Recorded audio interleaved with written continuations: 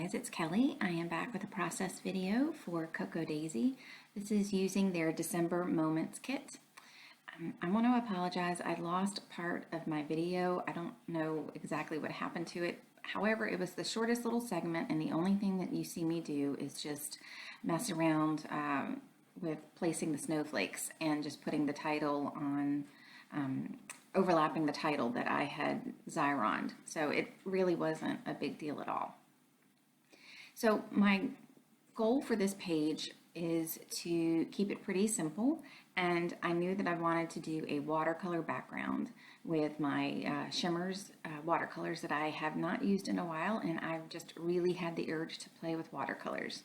So I wanted to let the watercolors show through on the background, and I wanted it underneath that vellum moments piece as well. So for me not to lose my sanity, what I'm doing is I pulled out a piece of watercolor paper from close to my heart, and I'm leaving the snowflakes on just a regular piece of cardstock on the side of my desk so that I can reference back to exactly where I had placed the snowflakes, because I would never be able to get them back the same. I still alter a few of the snowflakes once I finish the background, but that was just a little trick that I just kind of thought of, and hopefully it will help someone out, if you were doing the same thing.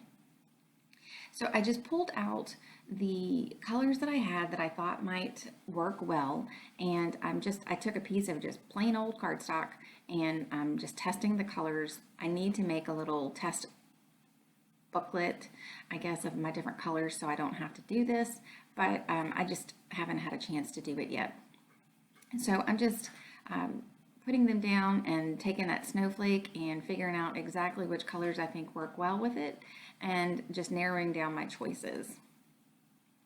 So if you've never done a watercolor background, I am not the person to speak. I'm not the expert, but I can tell you that what I've just done is so simple and so easy.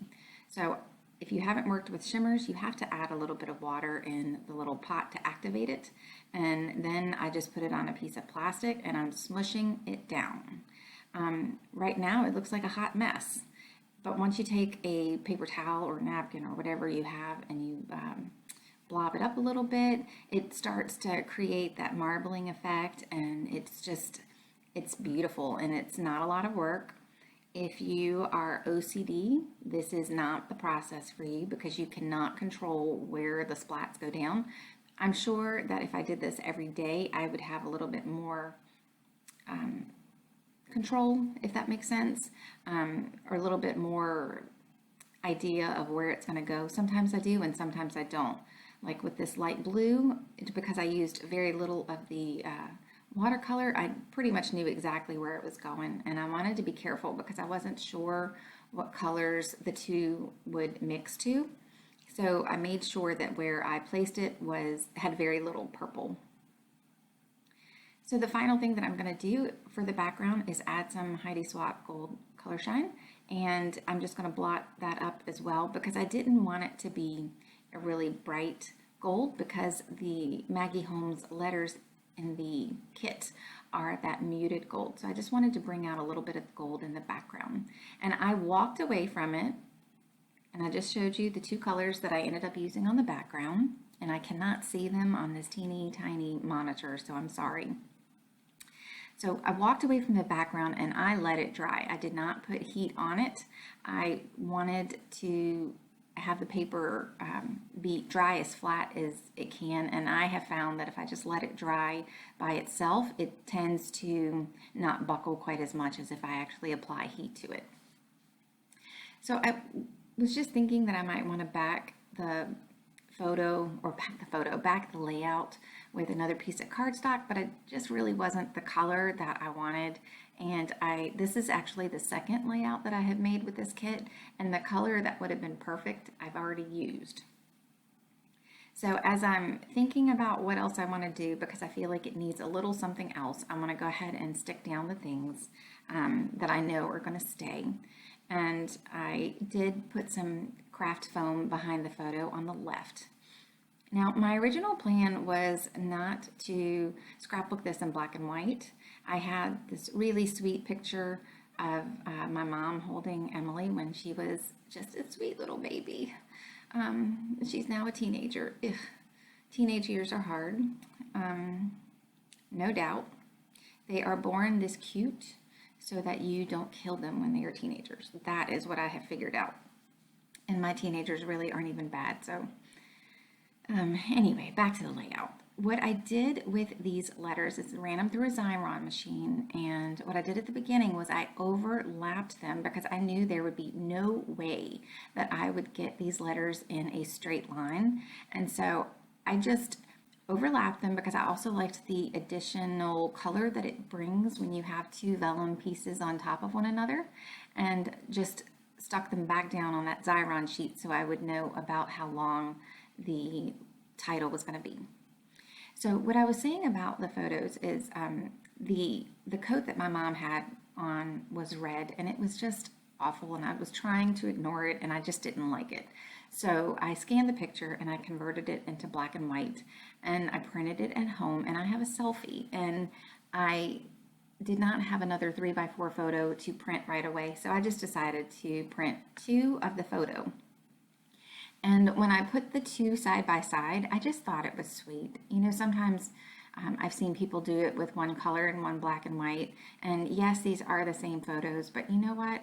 I love this little sweet face. I could have just kissed those cheeks all day long. And so I have no problem scrapbooking two of the same photos on the same page because, you know, these are the days that I miss. And I would just give anything to go back to this time and be able to love on her right now. So, you know, you don't have to have a specific design reason to do something. If you like it and it works for you, just do it. So here's the piece of paper that I had already used that would have been perfect for the background. I have done a cut file from it, and you will see that layout coming up soon. And I wanted to back, if I couldn't really use the paper on the layout, I wanted to at least back one of my photos, and it's not quite big enough, so I have just made it work as best as I can. And I'm sorry about my lighting right there. I am finishing up, and it's the light, the natural sunlight I have in the room is very minimal, and it has gone at this point. So I was just trying to show you that I stitched through the snowflakes in just simple lines with gold thread, and it just brought the most beautiful bling to the page. I don't think you can really appreciate it on screen as much, so look at the stills at the end of the video and you will see just how pretty it turned out. Now this is why I don't throw anything away in the kit until I think I'm done with the kit. That little teeny strip I had trimmed off, and I kept it because you just never know when it will come in handy. And look, there it did. It's perfect on the side of the layout. It at least helps to frame the page somewhat, and I think that it brings some balance to the left-hand side. Even though there's still a lot going on to the left-hand side, I just felt like it just brought more balance to the page.